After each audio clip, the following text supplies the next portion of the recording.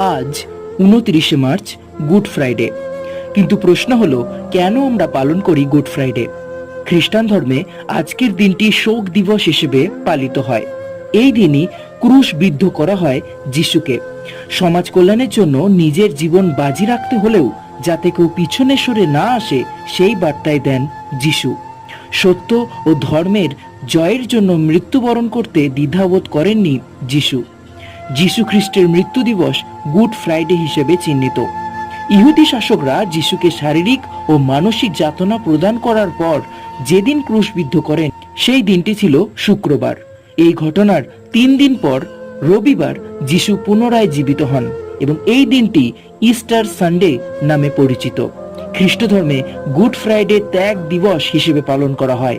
এই দিন চার্চে ঘন্টা বাজে না, এমনকি মোমবাতিও জ্বালানো হয় না। কালো পোশাক পরে চার্চে শোক